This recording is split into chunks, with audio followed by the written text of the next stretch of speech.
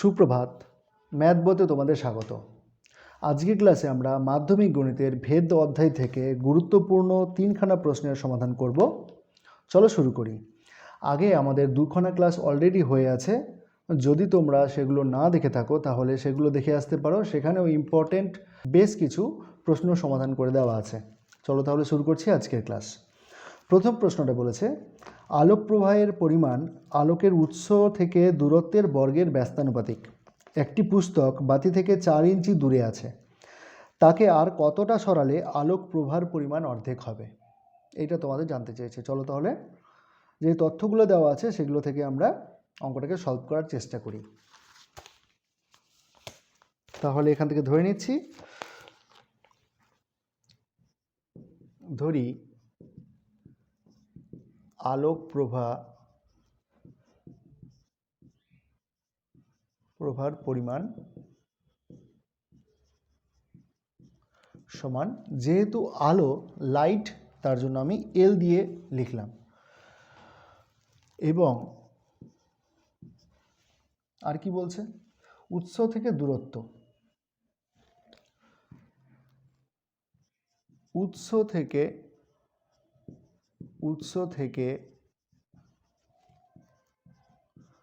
দূরত্ব, এটাকে আমি ডি ধরলাম। আচ্ছা, ছোট হাতের এল লিখি তাহলে সুবিধা হবে। এটা হচ্ছে এল, এটা হচ্ছে ডি, বুঝে গেল? এত একক, আর এটা ইঞ্চি বলেছে। এটা কত বলেছে? ইঞ্চি।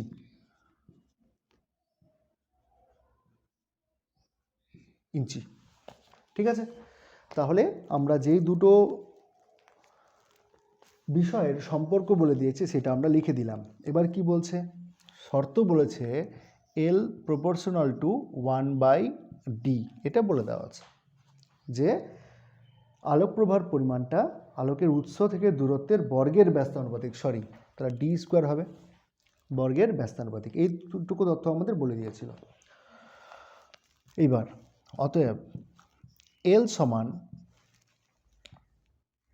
কে ইন্টু 1/d স্কোয়ার। লিখে দিচ্ছি ডান দিকে, কে অশূন্য ভেদ ধ্রুবক,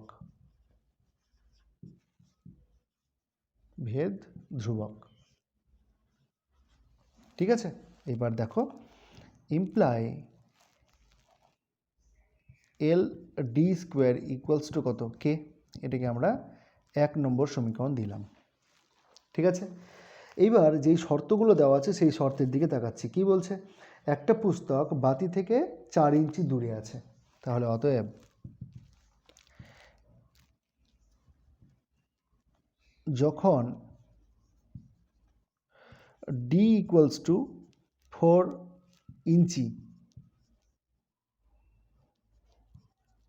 ইঞ্চি তখন এল সমান L1 ধরি, ঠিক আছে। অতএব তাহলে কি হবে? ডি এর মান হচ্ছে 4, এল এর মান L1, তাহলে L1 ইন্টু 4 এর square equals two K, imply K equals to 16 L1। তাহলে অতএব সম্পর্কটা কি দাঁড়ালো? L D square equals to 16 L1, ঠিক আছে। এই কে এর মানটা বসালাম, তাহলে L D square equals two কত? 16 L1। বোঝা গেল? এটা হচ্ছে তাদের মধ্যে সম্পর্ক। এইবার আমি উত্তরে চলে আসছি, যেটা উত্তর আমার চেয়েছে। কি বলেছে? বলেছে আর কতটা সরালে আলোক প্রবাহের পরিমাণ অর্ধেক হবে, আর কতটা সরালে আলোক প্রবাহের পরিমাণ অর্ধেক হবে। অর্থাৎ এখন এল ইকুয়ালস টু L1/2, যেহেতু কি বলেছে আলোক প্রবাহটা অর্ধেক করতে বলেছে, তখন আমাকে কি বের করতে বলেছে? ডি বের করতে বলেছে। তাহলে ডি কত হবে? বোঝা গেছে? এবার এইটা আমি এই মানটাতে বসাবো, এই সম্পর্কটাতে বসাবো। এটা 2 নম্বর লিখছি, তাহলে 2 নম্বর সমীকরণ দিলাম। তাই লিখছি 2 নং সমীকরণে এল ইকুয়ালস টু L1/2 বসিয়ে পাই, ঠিক আছে। চল বসাচ্ছি তাহলে। L1/2 into D square, L1/2 into D square equals two কত? 16 L1, imply D square equals to 16 2 32, তাহলে 2 গুণ 16 L1 বাই L1, তাহলে L1 আর L1টা ক্যান্সেল হলো না, ইমপ্লাই তাহলে D square equals to 16 2 32, 16 2 32 imply কী হলো দেখো, তাহলে ডি ইকুয়ালস টু হলো 4√2, ডি স্কোয়ার ইকুয়ালস টু হলো 4√2। তাহলে কতটা সরাতে হবে দেখো, এটা হলো এত ইঞ্চি, তাহলে অতএব বাতিটিকে সরাতে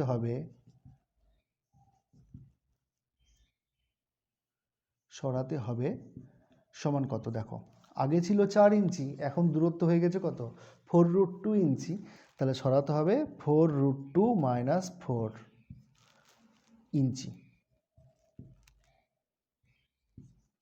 বোঝা গেল অঙ্কটা? যদি কোথাও অসুবিধা হয় কমেন্ট করে জানাও, আমি যথাযথ উত্তর দেওয়ার চেষ্টা করব। আমি এবার তাহলে পরের অঙ্কটা দেখে নিই। দ্বিতীয় প্রশ্নটা বলেছে, কোনো দামি পাথরের মূল্য তার ওজনের বর্গের সঙ্গে সরলভেদে আছে।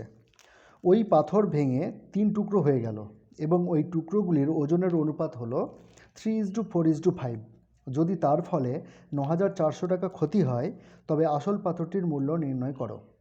খুব সুন্দর একটা অঙ্ক, শুধু তথ্য দেওয়া আছে যে ভেঙে যাওয়ার পর যে টুকরোগুলো হয়েছে সেগুলো হচ্ছে 3:4:5 এবং তার ফলে 9,400 টাকা ক্ষতি হচ্ছে, এটুকু কথা আমাদের বলে দেওয়া আছে। আসল পাথরটির মূল্য বের করতে বলেছে।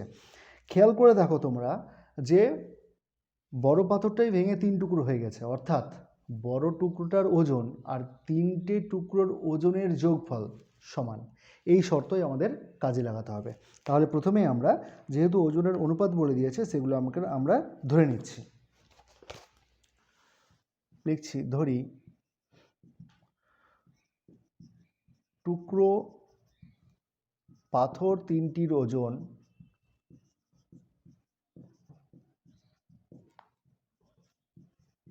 যথাক্রমে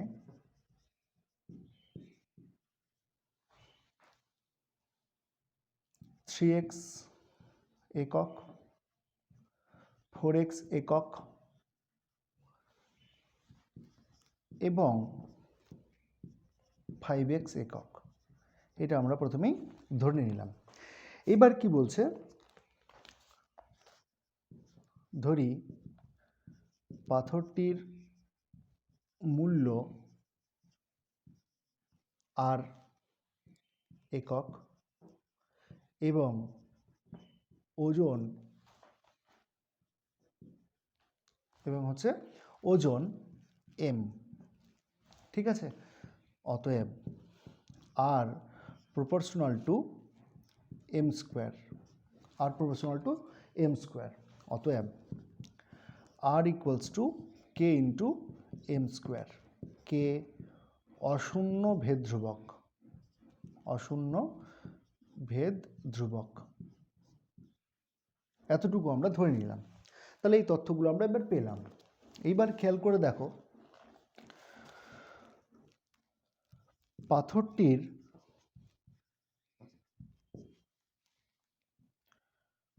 টুকরোগুলির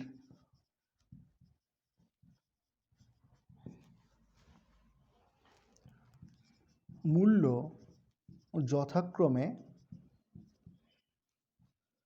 R1, R2 ও R3 একক ধরি। যেহেতু দেওয়া ছিল না, মূল্যগুলো দেওয়া ছিল না, তাহলে মূল্যগুলো আমরা ধরে নিলাম। অতএব R1 equals to k into কী আছে ওজনের স্কোয়ার, তাহলে ওজন কত 3x প্রথমটার, তাহলে 3x তার whole square. R2 equals to k into 4x তার whole square. R3 equals to k into 5x তার হোল স্কোয়ার। বোঝা গেছে? তাহলে R1 পেয়ে গেলাম, R2 পেয়ে গেলাম, R3 পেয়ে গেলাম, অর্থাৎ প্রথমটার মূল্য, দ্বিতীয়টার মূল্য এবং তৃতীয়টার মূল্য আমরা পেয়ে গেলাম। বড় পাথরটার যদি আমরা মূল্য R বলি এবং ওজন m বলি, তাহলে এই ক্ষেত্রে m সমান কত হবে? m সমান হবে 3x plus 4x plus 5x। ঠিক আছে, 3 4 7 আর 5 12, তাহলে m এর মান হলো 12। ঠিক আছে, তাহলে আমরা m পেয়ে গেলাম কত? 12। অতএব m পেয়ে গেলাম 12x। তাহলে অতএব r সমান কি হবে দেখো, k ইন্টু 12x তার হোল স্কোয়ার। এটাকে দিলাম আমি 1 নম্বর সমীকরণ। এইবার খেয়াল করে দেখো আমাদের কি বলেছে, বলেছে যে টুকরো হয়ে যাওয়ার ফলে পাথরটার ওজন পাথরটার বিক্রি করে 9,400 টাকা ক্ষতি হয়েছে। তাহলে এখন আমি কত টাকা পাচ্ছি? এখন পাচ্ছি টুকরো হয়ে যাওয়ার পরে এটা যোগ এটা যোগ এটা, তাহলে লিখছি শর্তানুসারে। শর্তানুসারে কি হচ্ছে দেখো, শর্তানুসারে লিখতে পারবো আমি R1 plus R2 plus R3, অর্থাৎ তিনটে টুকরোর মূল্য কত? R1 plus R2 plus R3। এটা কি আগের যে মূল্য ছিল অর্থাৎ R, তার থেকে 9,400 টাকা কম না? 9,400 টাকা কম, বোঝা গেল? দেখে নাও এইখান থেকে, তাহলে আমরা সমাধান করছি। এবার R1 R2 R3 এর মান বসাচ্ছি। আমরা R1 এর মান পেয়েছি k ইন্টু 3x এর স্কোয়ার, তাহলে k ইন্টু 3x তার whole square plus k into 4x তার whole square plus k into 5x তার হোল স্কোয়ার ইকুয়ালস টু, দেখো আর এর মান পেয়েছি k ইন্টু 12x তার হোল স্কোয়ার মাইনাস 9,400। ঠিক আছে, এইটাকে আমি এদিকে জায়গা হচ্ছে না, আমি এইখান থেকে শুরু করছি আবার। ঠিক আছে, তাহলে ইমপ্লাই কি লেখা যাবে দেখো, তাহলে কে এক্স স্কোয়ারটা কমন নিলাম, তাহলে পড়ে থাকলো 9 যোগ এখানে পড়ে থাকবে 16, এখানে পড়ে থাকবে 25, সমান কত দেখো, সমান হচ্ছে কে এক্স স্কোয়ার ইন্টু 144 মাইনাস 9,400। ঠিক আছে, ইমপ্লাই দেখো তাহলে এটা কত হবে, 16 9 25 আর 25 50, তাহলে 50 কে এক্স স্কোয়ার মাইনাস এটা এপারে আসবে, তাহলে হবে 144 কে এক্স স্কোয়ার সমান হচ্ছে 9,400, তার আগে একটা মাইনাস। এবার দেখো এখান থেকে করলে আমরা পাবো -94 কে এক্স স্কোয়ার সমান কত, -94, দুটো শূন্য, মাইনাস মাইনাস কেটে দিলাম, ইমপ্লাই কে এক্স স্কোয়ার সমান কত হবে 94, দুটো শূন্যকে 94 দিয়ে ভাগ করলে কত হবে 100। তাহলে কে এক্সের এক্স স্কোয়ারের ভ্যালু কত পেলাম 100। এইবার দেখো আমাদের অরিজিনাল পাথরটার মূল্য কত, এইটা না? তাহলে অতএব পাথরটির মূল্য হবে সমান চিহ্ন কি আছে এটা দেখো, কে এক্স স্কোয়ার ইন্টু 144, তাহলে 144 কে এক্স স্কোয়ার, এটাকে যদি আমি ডান দিকে করি তাহলে কি লেখা যাবে 144 ইন্টু কে এক্স স্কোয়ারের ভ্যালু কত 100, তাই এটা হবে 14,400 টাকা। সরি ভুল করলাম, 14,400 টাকা। বুঝে গেল অঙ্কটা? দেখে রাখো, অঙ্কটা কিন্তু একটু জটিল টাইপের, কিন্তু খুব একটাও জটিল নয়। কোথাও যদি বুঝতে কোনো অসুবিধা হয় কমেন্ট করে জানাও, আমি যথাযথ উত্তর দেওয়ার চেষ্টা করছি। এবার তাহলে আমরা পরের অঙ্কটা দেখে নিই। পরের অঙ্কটা বলেছে একটি সরল দোলকের দোলনকাল ওর দৈর্ঘ্যের বর্গমূলের সঙ্গে সরলভেদে আছে। যদি এল দৈর্ঘ্য বিশিষ্ট কোনো দোলকের দোলনকাল টি হয় তবে দেখাও যে 4L দৈর্ঘ্য বিশিষ্ট দোলকের দোলনকাল 2T হবে। তাহলে প্রথমে আমরা দোলনকাল এবং দোলকের দৈর্ঘ্য দুটো জিনিস ধরে নিচ্ছি। ধরি সরল দোলকটির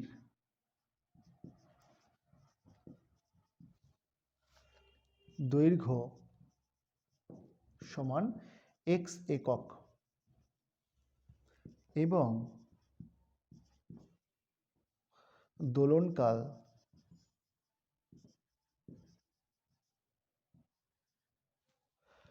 সমান y একক। ঠিক আছে, চলো এইবার তাহলে আমরা এখান থেকে কি লিখতে পারবো, অতএব কি বলে দেওয়া আছে, বলছে সরল দোলকের দোলনকালটা অর্থাৎ ওয়াইটা কি কার বর্গমূলের সঙ্গে সলভে দেওয়া আছে, দৈর্ঘ্যের বর্গমূলের সঙ্গে, তাহলে প্রপোর্শনাল টু √(x) এটা বলে দেওয়া আছে। তাহলে অতএব কি লেখা যাবে, y = k × √(x), কে অশূন্য ভেদ ধ্রুবক।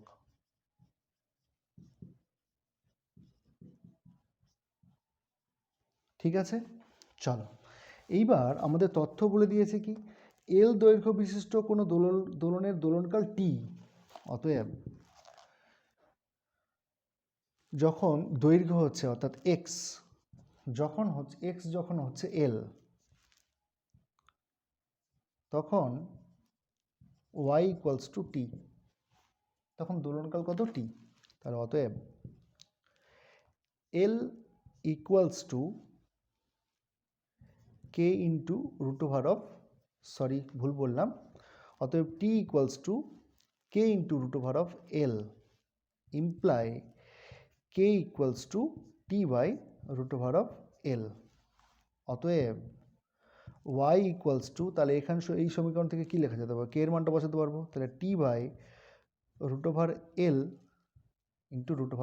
√(x), এটাকে আমি 1 নং সমীকরণ দিলাম।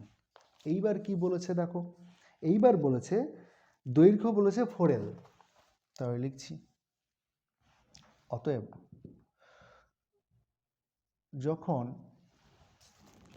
দৈর্ঘ্য কত 4L, যখন x = 4L, ওয়াইটা বের করতে হবে, বুঝে গেছে। অতএব y সমান কি আছে, T/√L × √4L। ঠিক আছে, এটা যদি করি তাহলে কি হবে, T/√L × 4 বর্গমূল 2, 2√L, তাহলে √L কাটলো, তাহলে কত হলো 2t। এটাই তো প্রমাণ করতে বলেছিল, তাহলে প্রুভ। বুঝে গেল। তাহলে আজকের ক্লাসটা এখানেই শেষ করছি, দেখা হচ্ছে অন্য কোনো একটা ক্লাসে। ক্লাসটা কেমন লাগলো জানাতে কমেন্ট করো। যদি এইরকম টাইপের আরও কোয়েশ্চেন পেতে চাও তাহলে চ্যানেলটাকে সাবস্ক্রাইব করে রাখতে পারো। যদি সাবস্ক্রাইব করো তাহলে রেগুলার নোটিফিকেশান পেয়ে যাওয়ার জন্য অল নোটিফিকেশান বাটনটা কিন্তু অন করে রেখো।